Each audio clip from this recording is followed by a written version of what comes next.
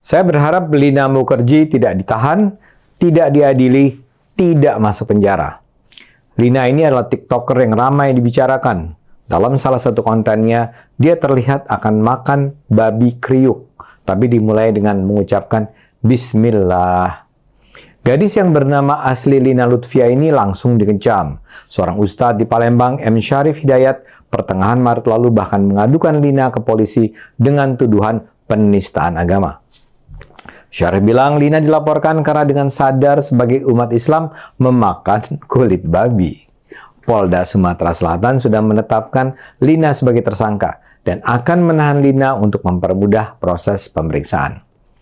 Polisi menjelaskan mereka sudah memanggil sejumlah saksi ahli, termasuk ahli bahasa, ahli ITE, dan ahli pidana terkait kasus ini. Polisi juga sudah menerima surat dari MUI yang menyatakan apa yang dilakukan Lina termasuk penistaan agama. Lina sendiri sebelumnya mengaku sudah meminta maaf. Dan saya merasa tuduhan terhadap Lina ini sangat berlebihan. Lina kan jelas sedang bercanda, melucu. Rasanya sih nggak ada niat jahat Lina. Dia anak muda yang berpikir bebas, kreatif, terbuka.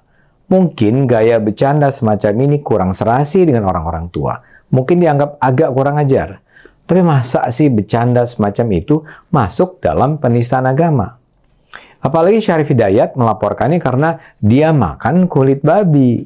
Kok makan kulit babi masuk dalam penistaan agama? Jadi saya berharap Lina jangan sampai masuk penjara hanya gara-gara kasus babi kriuk ini. Namun terlepas dari keputusan pengadilan nanti, saya ingin mengajak penonton berpikir sejenak. Kasus Lina selintas tampak sederhana, namun menurut saya ada 3 persoalan yang harus dipahami secara proporsional. Pertama, apakah makan babi itu haram tanpa terkecuali? Kedua, apakah melakukan sesuatu yang diharamkan agama adalah penistaan terhadap agama? Ketiga, apakah bercanda soal agama adalah penistaan agama yang layak dikenakan hukum pidana?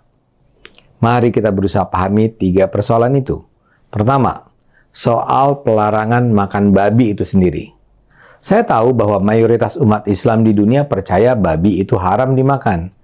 Memang ada perdebatan tentang apakah yang dilarang hanyalah daging babi atau juga seluruh bagian tubuh babi. Tapi terlepas dari itu, saya tahu mayoritas umat Islam percaya babi itu haram.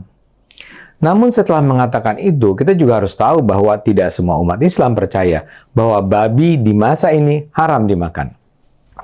Salah satu interpretasi bilang bahwa yang diharamkan adalah binatang bernama khinzir. Kata khinzir itulah yang digunakan